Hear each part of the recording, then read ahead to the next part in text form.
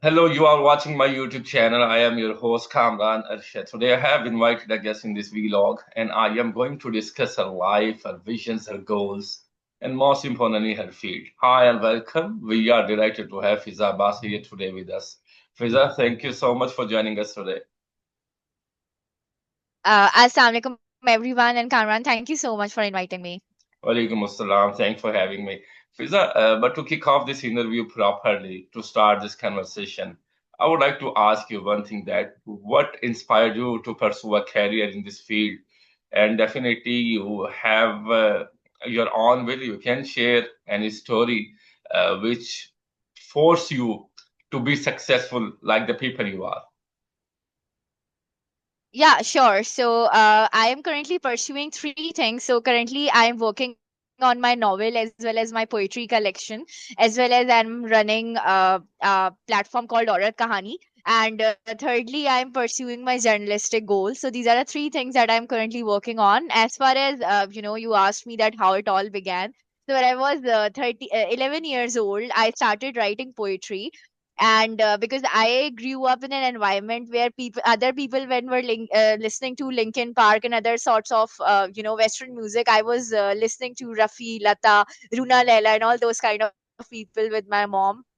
So we always had this thing in our home that language is the first priority whenever it comes to listening to art or consuming any sort of a book or anything like that. So the importance of language had always been ingrained in us through our family and through my parents. So when I grew up older, and I wrote my first poem at the age of 11, which was called My Mom. And At then the age of since 11, then I right? never looked back.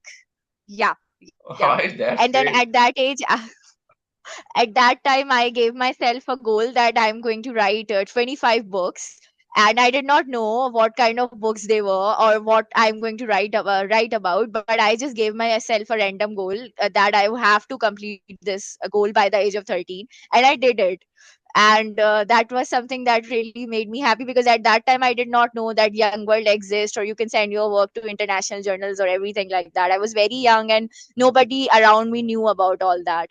But as I started writing, so a lot of people suggested that why don't you send your work to journals. And also I have this habit that, like, people stalk celebrities, I stalk artists and poets and writers.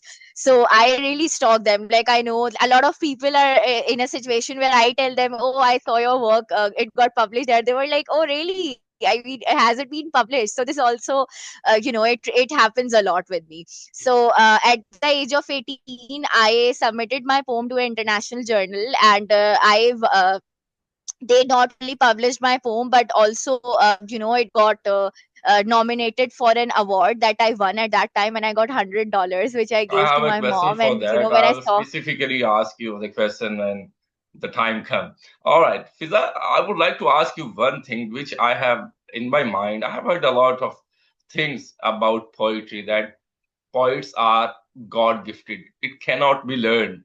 Is it true? No, I don't think so. It's not true. At least in my case, I don't think so. It's true because you see, even if you have a gift, you still have to work hard on that. And also, poetry is a skill that you can learn. The more you read, the more you come across different poets and If artists, and I am anything not can been able inspire to you. think And then you. beyond the box, if I have not been able to think like that, to go into the mental peace, in to go in the mental state, in that particular mental state, so how I can learn poetry? So my perception is that I can be wrong, that poets are God gifted. It cannot be learned. Now your take. Okay, sure. Okay, so I think a bit differently, because I believe that there are a lot of artists who can write in really better in chaos compared to a very sorted environment, a very chill room where they have their work table and everything. So a lot of artists are disorganized and they can write better when they are in that situation. Similarly, there are a lot of artists who can write well when they are mentally very sorted. So there are a lot of things, not all solutions work for everybody. But as far as the skill is concerned, so there are a lot of writing styles. A lot of people get into experimental poetry.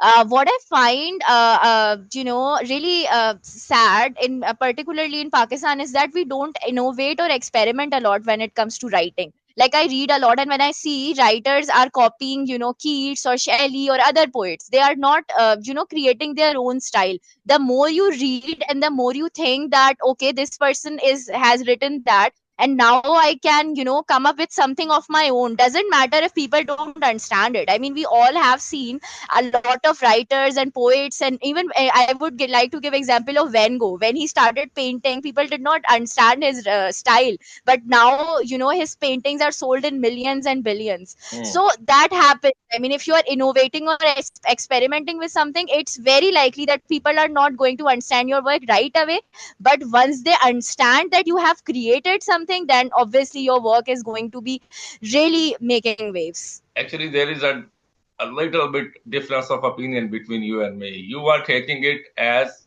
this is a skill, and I am taking this as it's a God gift He has given to you. Last comment on this. Okay. Okay. Yeah, obviously, we can have different opinions, completely fine. Yeah, I completely understand that where you are coming from, that a lot of us think that, it's a gift and everything, which I completely this is a appreciate and completely democracy that understand. we Yeah, respect opinions of others, right? yeah, But we are yeah, talking about the definitely. democracy currently. I hope you get my Yeah, yeah. point. Yeah, so I understand that.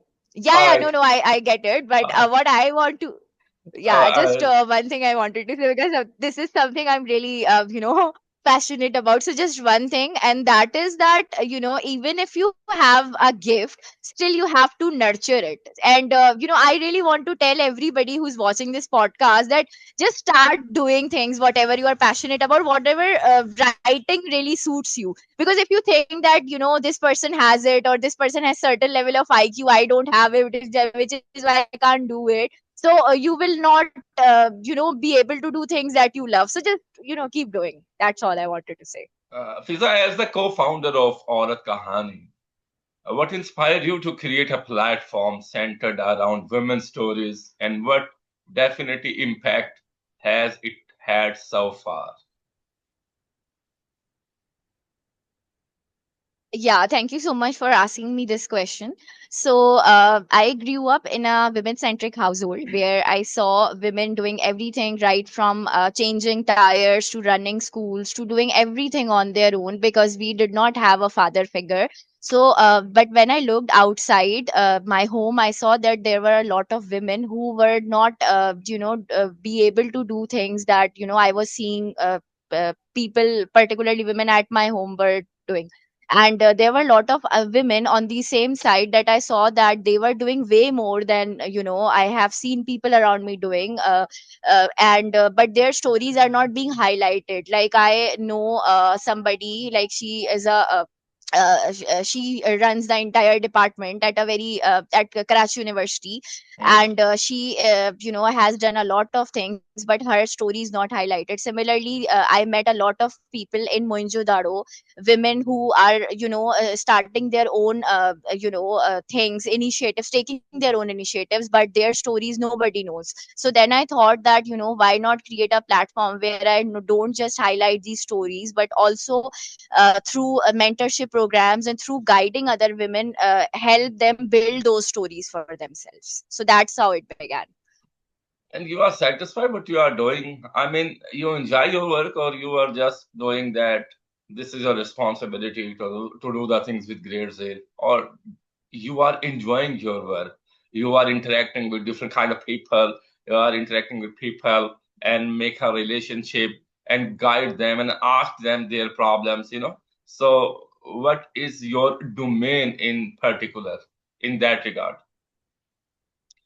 Yeah, I really enjoy meeting different people, knowing their stories, and learning a lot of things from them, from women. And when we talk to people, it's not that just we are sharing our thing. They also share their stories and their visions. And like for instance, women in Mohenjo-daro taught me how you can be happy with limited resources.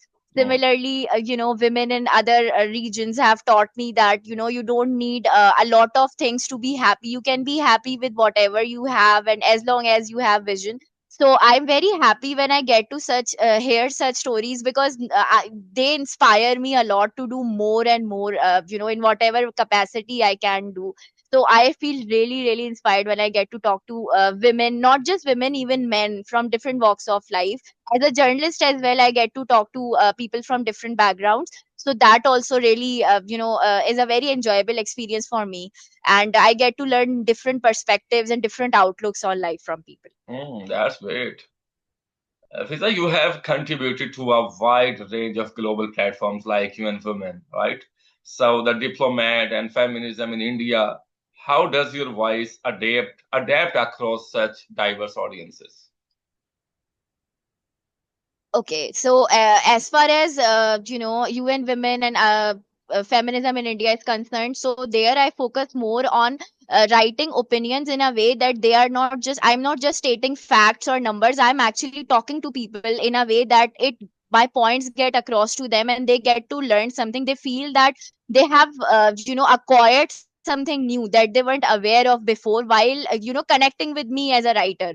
Mm, Whereas when it comes to the diplomat, I focus more on giving facts, state data, numbers, because their readership is very different compared to these platforms. And mm, people they who are reading those platforms are going there with an intent in mind that they want to learn from every perspective, not just from my perspective as a journalist, but from every perspective, like what's happening in the world, what are stats saying, what are numbers saying, and what experts are saying about that. Whereas for the other platforms, I'm basically communicating my thoughts along with facts with my readers. So that's the difference, and this is how I try to adapt my voice across different But you platforms. were talking about the women in India and you're talking about the feminism issues, right? But the women in Pakistan right now, they have to face a lot of problems on their job places, and they have to face uh, domination problem, harassment issues. So, what is your take on it? The women, especially live in Pakistan, and how they can overcome on these? So, I think that it's not just the onus of responsibility doesn't just lie on women. We as a society need to help nurture our women, and there are a lot of women who gets a lot of support there from their families, from their and that really empowers them. So even when they're being harassed in a certain situation, they are but sometimes we are not lucky, despite how empowered we feel. Like, for instance, an incident happened with me in 2023, where me and my husband were going on a bike in a street in Karachi, and we were harassed by people on the bike, and the mob gathered and everything happened. So at that time I got completely froze, and my husband was there to help me with that. So there are a lot of situations where I feel that as a society we need to really help uplift our women in whatever way we can. It's not just that women what women should do. Sometimes we come up with solutions, sometimes we don't. And even if we have a solution, we also need support from society to help us implement those solutions. So I think the society as a whole needs to help us and empower us. And how do your experiences as a poet and author influence your activism and storytelling around feminism and identity? Fiza, you have been a finalist in the Oxford Brookes Poetry Contest and a Best of the Net winner. What role does poetry play in social advocacy for you?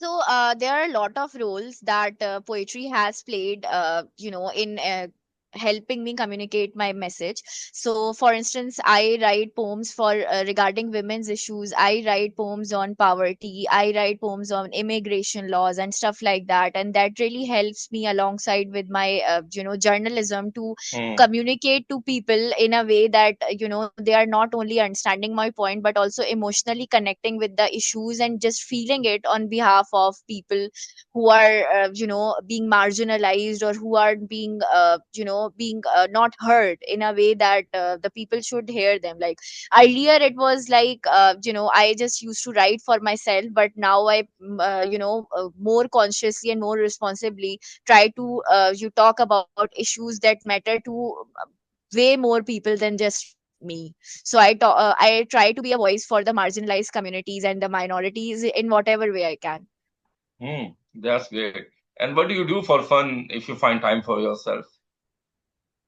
I like to sketch, and I like to watch documentaries in my free time. I What love do you sketch? reading, and whatever I want to. Like sometimes, I look at any image from Pinterest or something that is, for instance, if I feel that I feel happy, then I would look at something, some fun image and try to replicate it. And if sometimes some image comes in my head, then I would like to, replicate it. I'm not a very good sketch artist. I'm not even an artist when it comes to sketching, but I Mm, try to sketch. Like that's my free time. That's what Now I I'm like to going do. to And ask you reading, a of personal course. question, which relates you. I mean, you have an extraordinary communication skills that I have observed so far. How did you learn that? That's a big compliment coming from somebody like you. Honestly, I don't think that I communicate well, though I try to. But I really don't know, honestly. My husband, is very supportive of that. And he really gives me comments on, this is how you should talk. This is how, you need to learn. And, he's there for me as my guide, as my mentor. So that really helps me a lot. So yeah, and by the way, thank you so much for the compliment. I still don't think so that I have good communication skills, and I'm still trying to improve as much as I can. What he does? So my husband is a storyteller, and currently he has written his first debut sci-fi novella, which is called Solemnity, Oh, and he's you both currently are working on. doing the same thing. Yeah, yeah. We both actually met at a poetry slam. We both write poems, and we write novels and stories and all sorts of things. So yeah, most of the times at homes our conversations, revolve around writing and language, and and my husband is a way bigger nerd that I will ever be. So Then I am he going tells to me a invite lot him of. for a podcast again. Yeah, definitely you should. You will have a lot of fun talking to him. All right. Okay. In your opinion, how can literature and digital storytelling reshape the narratives around South Asian women on global platforms?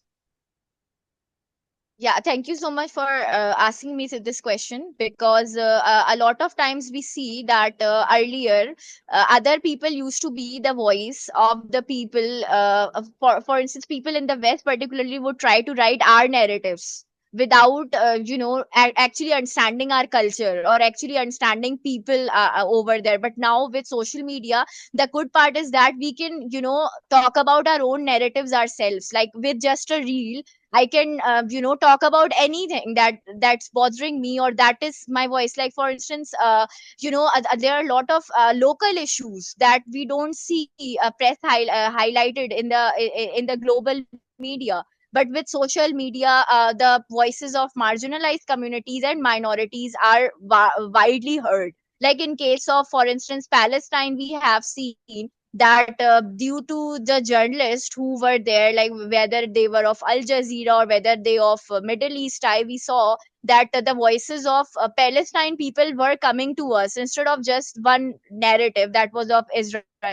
So that is something that I believe that is the power of not just digital media but also digital storytelling. And all thanks to, and all kudos to all the journalists who did not care about their own lives and reported everything from war zone areas of Palestine, and as well as from other countries that people are doing. So we get to see a lot of different perspectives now, not just one perspective which the PR agencies are trying to orchestrate. Hmm. or working with institutions like Habib University and organizations like Bayut, how do you balance creative expression with academics and professional spaces?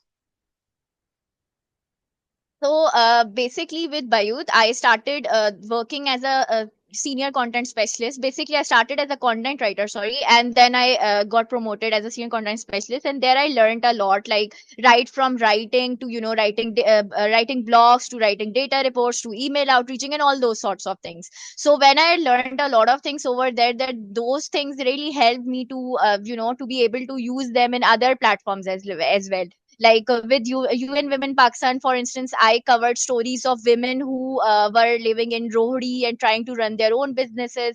So that's something I talked about, as well as for gender based violence and the stats and all those sorts of things. So that really helped me. Like one skill that I learned at one place helped me to implement it in other places. So yeah, that's something that really helped me. Hmm, great. And what advice would you give to emerging writers and poets, especially women, who want to use their voice to uh, challenge norms and tell untold stories? I would just say two things. That is, don't give up.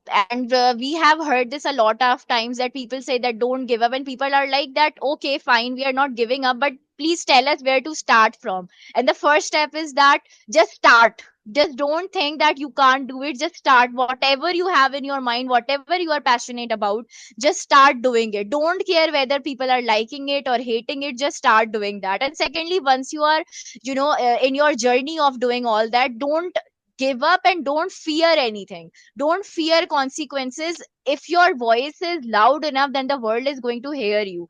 And just keep doing things. Just don't think that if it's not working out, then maybe I'm not good enough. No, sometimes you are good enough, but the world is not good enough to hear your voice. So that also Action happens. speaks louder than words. What a Yeah, lovely advice you definitely. have given to the women in Pakistan and women in the world. Fiza Abbas, thank you so much for joining us today. It was really wonderful having you here and learning from your experiences. But before to end this podcast, I would like to ask you one thing. Is there any message you would like to share with our audience or anything you would like to share the people? I would urge people that read as much as you can. Read different writers. You don't need to just write writers that you are not able to understand the voices of. Like some people write in archaic English and stuff like that. If you are not able to read or understand their works, it's fine. Start with contemporary writers. Read their work. I'm currently working on my book, which is called The Lament of the Sunken, as well as the Babli, which are going to come in the coming weeks. So and if you ever feel like you want any help in learning how to send your work to journals, or how to get your poems or stories published, feel free to reach out me anytime, and I would love to help you in whatever way I can. Because with Aurat Kahani, my goal is that to help as many women as I can, through training, through mentorship, through guidance and whatever. And I really want every woman in Pakistan to do whatever she's good at. So yeah, and yeah, feel free to reach out to me anytime with whatever thoughts you have, whatever advice you want to see, and I'll try to help in whatever way I can. And yeah, and I'm not doing it because I want something from you. I'm doing it because I have this vision that I want to see every woman in Pakistan doing anything that she's passionate about. So I yeah. was thinking about myself that if I am not a woman, then how can I reach you for guidance? No, no. You asked me specifically about women All right. in your question, Yeah. but if you had asked me in general, like anybody, men, Yeah. women, anybody who wants to, Hmm. reach out, they Hmm. can. Yeah. Hmm. Is there any message or any suggestion for me? For you, nothing so far that I can recall, but if I come up with something, that I definitely will. Thank you so much for, this lovely podcast that you are doing. I think it's a great platform to give voices to people we don't generally hear about, or get to learn their perspective. So I think that's something amazing that you are doing. So all the very best to you. Thank you so much once again that you have given me the time for recording a podcast. Definitely, this podcast will help those people, specifically women, who wants to work in the world, who have some problems, how to get out from those problems, so they can watch this podcast, they can learn the techniques, and they can be successful, the people you are. Thank you so much once again, Fiza Abbas. My pleasure. Have a And lovely day. I would thank you. And I would give you my email address as well in case you want to add that in the meta description of your video Sure. Thank you for so much anybody once who again. wants to come. My Thank you so pleasure. much My once pleasure. again. Have a lovely day. Take care. Allah Hafiz. Allah Hafiz.